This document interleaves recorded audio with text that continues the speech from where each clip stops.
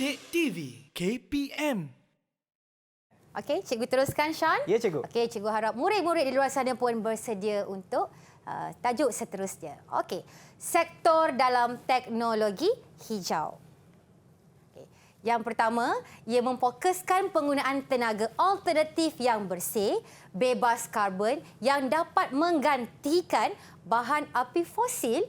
Contoh tenaga boleh baharu sebenarnya, Sean, kita bukan setakat ada tenaga solar saja. Kita ada tenaga hidroelektrik, dan juga angin. Dan satu lagi adalah tenaga biogesim.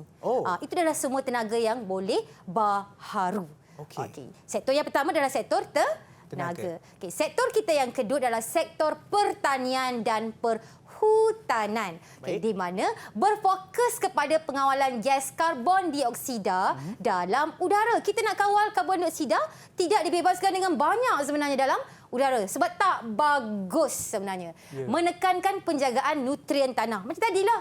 Kalau Syul letak baja kimia banyak, tanah pun tak tak subur, betul. So kita nak kekalkan nutrien tanah dan penambahan pengamalan penanaman. Seterusnya, baru dua sektor. Sektor yang ketiga, sektor pengangkutan. Di mana kita berfokus kepada penambahbaikan prasarana, pengangkutan yang lebih bersih. Lebih bersih, bahan bakar kenderaan dan pengangkutan awam. Jadi kita nak, kalau boleh kita nak buat kereta sekarang ni, kita ada kereta elektrik, betul? Betul. Kan kita elektrik dan kita hybrid pun ada, Yes, hybrid. Untuk mengurangkan penggunaan bahan fosil lagi. Yes, betul. Tetapi kereta hybrid ni macam mahal tak? Mahal juga. Mahal sikit lah. Tapi boleh. Mungkin satu hari kereta jadi murah, semua mampu milik kan? Ya, betul. Mana nak tahu. Okey. Seterusnya, sektor seterusnya, sektor pengurusan sisa dan air sisa. Di mana memfokuskan usaha untuk meminimumkan pembuangan sisa dan sisa ke persekitaran. Dengan cara mengolah sisa, kita olah sisa tadi, atau air sisa menjadi sesuatu bahan yang baharu. Contoh tadi baja kompos. Baja kompos ni kita boleh guna sayur-sayuran yang dah rosak. Ya, betul. Macam tadi cikgu buat hand sanitizer tadi daripada produk apa tadi? Mangga yang dah rosak. Memang kita boleh buat sebenarnya. Hand sanitizer. Dan sebenarnya ni kompos ni dibuat daripada seperti yang cikgu sebutkan tadi. Ya, kita guna juga daripada tumbuhan yang dah mati atau tumbuhan yang dah rosak, kan. Maknanya bukan saja kita dapat membina ataupun membuat satu baja kompos yang atau satu bahan kan, tapi juga dapat mengurangkan pembaziran. Betul. Atau pembuangan. Ya, sangat tepat sekali. Bagus. Okey, seterusnya sektor bangunan. Di mana berfokus kepada pembinaan bangunan hijau yang menekankan aspek-aspek seperti contoh tadi masjid dekat Cyberjaya tadi. Penelitian kualiti yang baik terhadap alam sekitar dan bangunan, penggunaan bahan binaan hijau, penggunaan tenaga air yang cekap dan pengurusan sisa pekerja yang baik. Sekiranya sesuatu bangunan itu mempunyai ciri-ciri ini, itu bererti bangunan itu menekankan bangunan aspek teknologi hijau. Ada bangunan juga yang mereka cat dekat bumbung mereka, bumbung bangunan itu dengan cat pemantul supaya haba dipantulkan semula. Banyak lagi dah sebenarnya kalau nak cerita pasal teknologi bangunan. Kita akan belajar nanti, ada lagi bab seterusnya nanti, ada lebih orang kata terperinci sebenarnya. Yang ini cukuplah untuk hari ini sebagai daya tarikan. Okey, seterusnya. Sektor perindustrian dan pembuatan. Jadi berfokus kepada apa? Berfokus kepada program kecekapan tenaga dan pengurusan tenaga bagi mengurangkan kesan-kesan negatif. Kita dah kurangkan kesan negatif seperti kesan rumah hijau. Kesan rumah hijau ni contohnya pemanasan global. Sebabnya pembebasan gas karbon dioksida yang berlebihan. Ya, betul. Jerebu. Ini saya tak suka, Cikgu. Cikgu pun tak suka. Dan juga hujan asid. Semua ni disebabkan oleh manusia sebenarnya.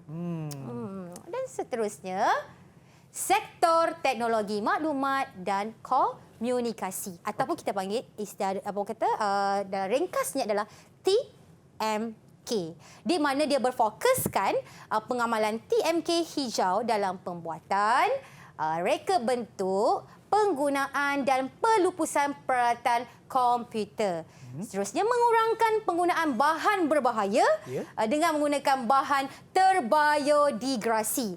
Bahan terbiodegradasi ni maksudnya bahan tersebut dia boleh terurai dengan bantuan mikroorganisma. Kalau mikroorganisma tak boleh uraikan dia, itu bukan bahan terbiodegradasi. Syam faham tak sekarang maksud biodegradasi? Faham. Maksudnya kalau kita letak, mikroorganisma akan datang, akan kacau dia. Dia pun terurai. So kita nak guna bahan ini, Syam. Ya. Okey, jelas? Jelas, Cikgu. Okey, jelas tak murid-murid di luar sana? Cikgu harap kamu jelas, anda semua jelas. Okey. Banyak kan tadi, Sean? Ada berapa, Sean? Ada 7, Cikgu. Banyak tu. Macam mana nak ingat? Macam mana nak ingat ni? Jadi cikgu dah bagi satu tips untuk Sean dan murid-murid di luar sana. Mesti boleh jawab periksa lepas ni. Okey. Tips yang pertama. Tadi tasik kan? Sekarang kita tengok apa. Cikgu gabungkan menjadi satu perkataan yang mudah.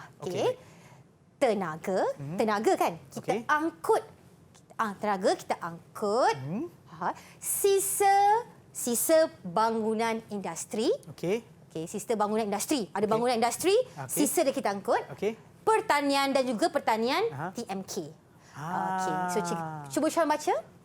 Tenaga, angkut, sisa bangunan industri, pertanian, TMK. TMK itu kata ringkasan kepada teknologi maklumat dan komunikasi. Jadi tengok, kalau tengok tenaga, sektor yang pertama adalah sektor tenaga. Sektor yang kedua, pengangkutan. Angkut adalah pengangkutan. Yang ketiga, sisa dan sisa air. Sisa. Betul. Yang seterusnya yang keempat, bangunan. Betul. Yang kelima, Sean. Perindustrian dan pembuatan. Tepat sekali.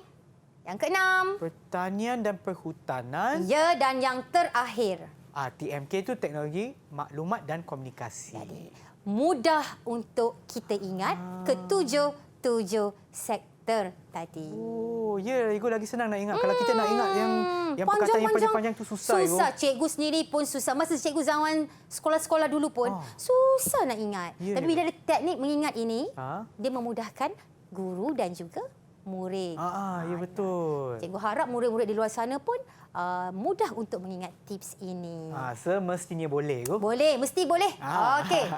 Baik, Sean. Wow, kita ada aktiviti hari ini iaitu Match Mind, di mana Sean, cikgu minta padankan gambar yang menunjukkan 7 sektor dalam teknologi hijau dengan tepat. Di situ, Sean, cikgu dah sediakan gambar yang berterabur.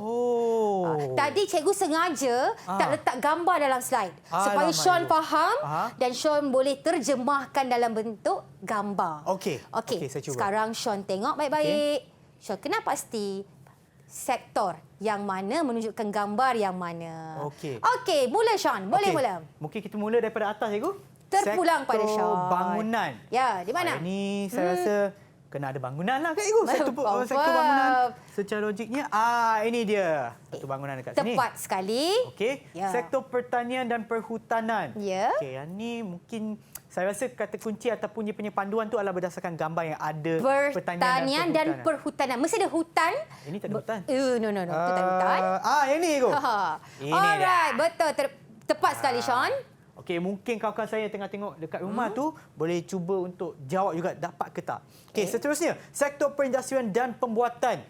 Perindustrian dan pembuatan. Mesti gambar apa? Mesti kalau nak ada objek ataupun produk tu kena ada kilang kan? Pembuatan. Sudah pasti ya, Sean. Ya, bijak, Sean.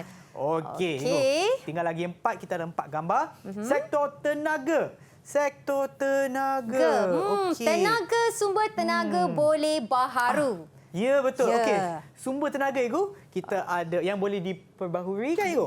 Boleh baharu iaitu solar dan juga tenaga angin. Betul, tepat sekali, Sean. Sektor teknologi maklumat dan komunikasi. Semestinya yang ni lah, Cikgu. Sudah semestilah yang itu kan. Ada laptop, ada telefon pintar di sana. Hampir siap tu, Sean. Hampir siap. Sektor pengurusan sisa dan air sisa. Kalau saya tengok kita lagi 2 gambar, Cikgu. Ya. Ini tak ada kena-mengena. Tak ada kena-mengena, Sean. Inilah dia, Ego. Okey. Tepat sekali, Sean. Dan yang terakhir, sektor pengangkutan ataupun kata kunci yang kita gunakan tadi adalah angkut. Yes, angkut. Betul. Di sinilah sektor pengangkutan di mana kita boleh lihat di sini ini adalah kalau tak silap saya sama ada kereta hybrid ataupun kereta elektrik. Betul. Dengan dia mengecasnya. Ya. Jawapan Sean sangat tepat dan sangat betul semuanya. Tahniah Sean. Kita bagi Cikgu nak bagi berapa bintang, berapa token ya? Cikgu nak bagi 2 token dekat Sean. 2 token untuk saya. Tahniah Sean. Okey. Yang ni kita nak. Okay? Sean sangat faham apa yang cikgu ajar hari ini.